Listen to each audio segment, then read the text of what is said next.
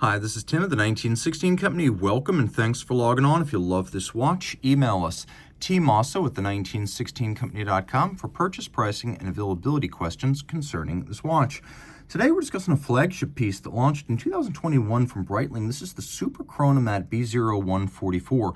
So of course during the Schneider era that lasted from the early 1980s through 2017, Breitling watches tend to be quite large and brash, and they gained a loyal following.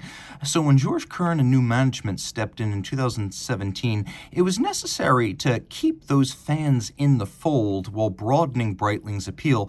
And so this watch was part of that olive branch to prior collectors and enthusiasts, being larger but also more refined in the vein of current Breitling products. So it's got the wrist presence, but it's also got somewhat better manners than, say, the largest Breitling for Bentleys, the Flying B, or watches like the Super Avenger. So let's throw this on my wrist so you can get a sense of how it wears. Now, it is 44 millimeters in rose gold with some ceramic accents. It's a big watch, but it's not a huge watch.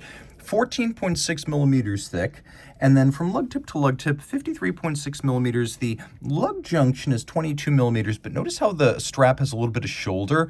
You're going to want to use an OEM strap so that this integrates properly, or get one that's custom cut to be just a little bit larger than the space between the horns of the lugs. So this is actually not too big for me. It would be sort of the limit of what I could wear, but I wouldn't feel comically awkward wearing this. So I would say 16 centimeter circumference wrist and up, and you could pull this off. Now, it's not that thick, so it will actually fit underneath a surprising number of cuffs.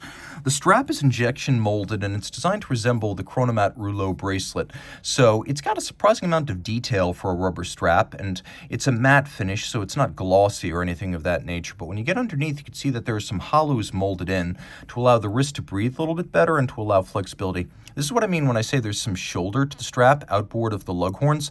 So it's a 22, yes, but that 22 millimeter spacing doesn't actually describe the full width of the strap. Just keep that in mind. No crimping, no gouging. This is a brand new Breitling factory strap. It's a sort of dark chocolate brown, so it's not black, though it may look black on the camera. We have a very luxurious full clasp here with trigger release, polished internal swing arm, and then you can see the buckle is both satin and polished with a little bevel on the side that I appreciate. This is almost more of a tonneau case than a round case. You can see the shape of the case, and it is very much like a cushion or a tonneau. There is a little bevel that runs from end to end across the lug hoods in the mid case. Everything else is satin, with the exception of the crowns and then the bezel itself. Now, let's talk about the crowns first. You can see that we have little ceramic pushers and a ceramic crown shoulder. This is all screw down. Turn it over. No surprises here. This watch is water resistant to an extraordinary degree. So you'll find it 200 meters with a dive style bezel. You better believe this is aviation themed, but it is also a functional dive watch. Now, the screw downs are real. Sometimes you see screw down looking shoulders on crowns that are not. These are real screw downs. The action of the chronograph is superb. This is a B01 in-house caliber with a column wheel that you can see through the case back. Feels and sounds outstanding. One of the reference points for the industry. It's really that good. We also have a vertical clutch, so when you start the chrono, there's no jump or stagger or leap. The seconds hand commences, but it doesn't rock back or forth. And because it's a vertical clutch with no additional wear and tear to the movement when in action, you can leave the chrono running full time if you prefer that.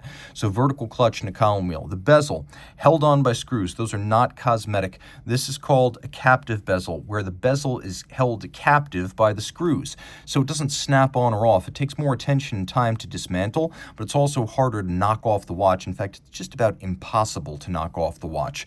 The rider tabs are a longtime feature of the chronomats, dating back to the first modern era Schneider family chronomats of 1983. The rider tabs make it easier to manipulate the bezel when your hands are wet, sweaty, or gloved. So the original chronomat of the early 40s was actually a very primitive calculator bezel chronograph before the Navitimer. That's what the chronomat was in the beginning. So the chronomat became more of a sort of dive watch, pilot's watch fusion, advised by the Italian Frecce Tricolore, their sort of equivalent of the Blue Angels, military aerobatic squadron.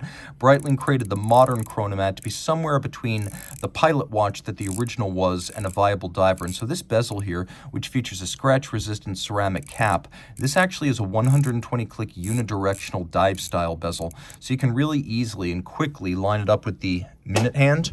And it's got a large bezel pearl, so you can easily read the count up to 60 off the bezel, even as the chronograph is running. You can see the vintage-inspired hammerhead indices, which are doubled up at 12 o'clock, and then somewhat cropped at 3, 6, and 9. You can also see that the rider tabs feature luminescence, so it's a lot easier to gauge the passage of time precisely since you do have those 15-minute increments. Also take note, every single register on the dial, including running seconds, chronograph minutes, hours, and seconds, is luminescent. So this is a very, very comprehensive loomed display. The dial is a lovely, I would call it almost a combination of anthracite and tobacco. It's definitely not brown, but it's definitely not gray. It's somewhere in between, and it's a really nice match for the watch. We have two things going on the dial. If you look very carefully, and I mean very carefully, I can barely even see it standing here. But there is a scale inboard that goes up to 100 that's printed in red. I don't know how well you can see that. That's called a decimeter scale. It's sort of archaic. It's not often used today.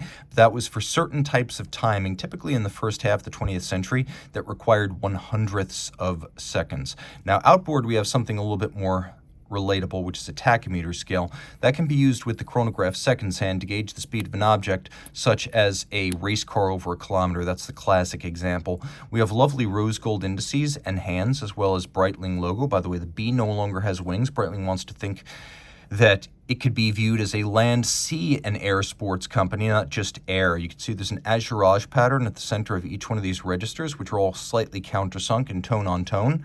And then we'll rotate real quickly. Let me show you one of the features we've got here. We do have hacking or stop seconds. Then we have a quick set system, so you can rapidly cycle the date if you wish to do so. The movement is automatic winding. You can see it's got a lovely two-tone rotor, 70-hour power reserve, hacking, quick set, column wheel, vertical clutch, 4 Hz beat rate, 47 joules, 5 position adjusted COSC certified Swiss chronometer. We have both Edachron for fine beat and timing adjustment, but we also have a micrometric screw, and this is actually the latest version of their micrometric screw adjuster. That allows for very fine timing, increments of really just about 1 to 5 seconds per 24 hours. It's a good-looking movement, actually. It's large. It fills a big case back well. It wasn't originally designed for display case backs, but it's actually grown into them quite well. And of course, this is Breitling's own movement. You also see it used on many Tudor chronographs. 70-hour reserve, excellent, with vertical clutch, column wheel, and the chronometer certification. It's a dive watch, it's a pilot's watch, it's both. Reach out to Team Asa at the 1916company.com for purchase and pricing details.